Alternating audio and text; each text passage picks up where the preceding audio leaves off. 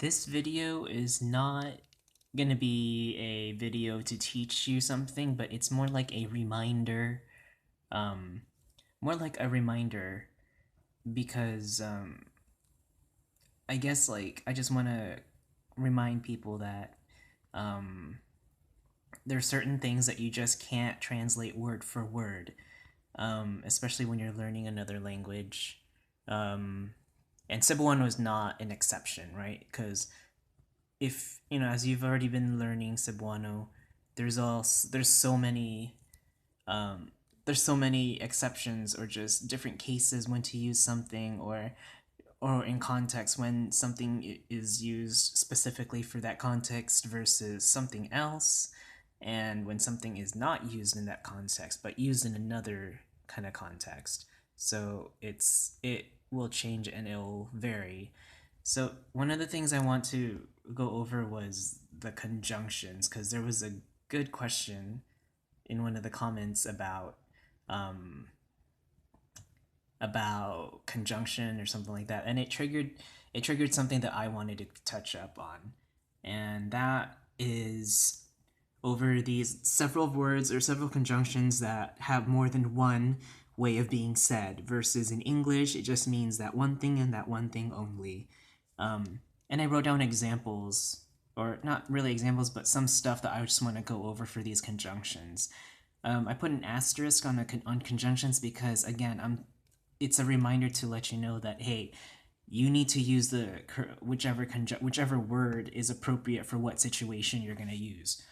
But at the same time, um, conjunctions, like we have synonyms for the same word. English has synonyms for the same word too, and I'll talk about that at the end of this. So remember, for you can use alang or para.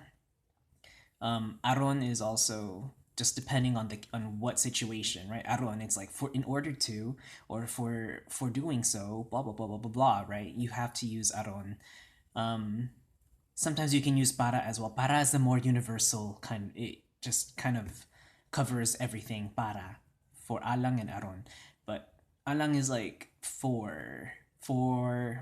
I guess it just really just depends for the situation, right? And is ug or a nor is o.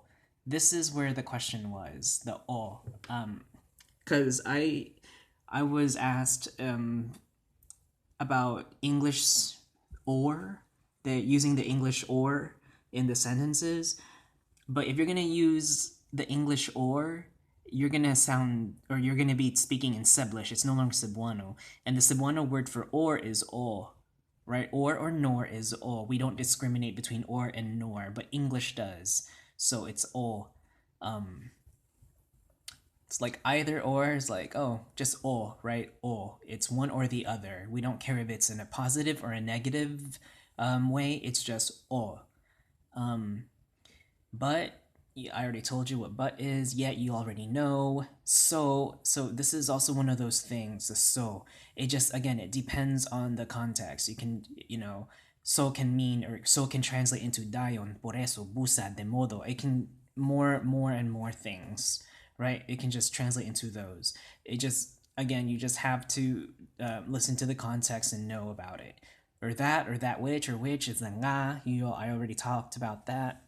And then the because is kai. Sometimes it's tungod, again, context. You have to know the context. And if it's either kun or kung, they both mean if, right? Again, regional dialectal differences, stuff like that.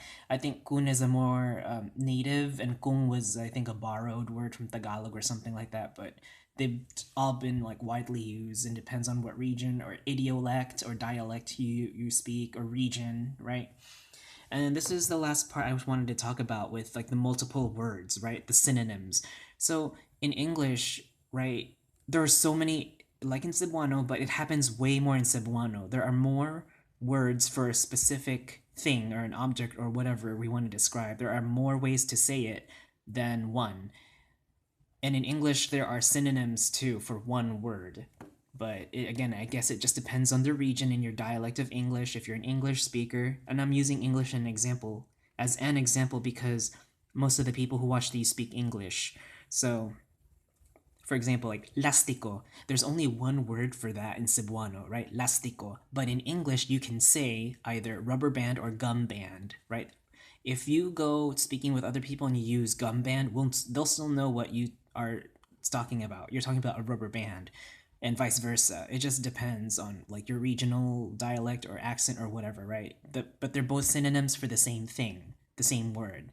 Lastico. The same thing with goma, right? You can use the word eraser, you can use the word rubber, you could just so many things for that, right? Cuaderno is the same thing too. Like we only have one word for it, like cuaderno. It's your journal, but you can also say notebook, spiral, composition notebook, notepad. They're all the same thing for that same word, right? Basura is the same thing too. Trash, garbage, rubbish, whatever, right? They all mean the same thing. So they're all synonyms of that same word. It just depends on the usage.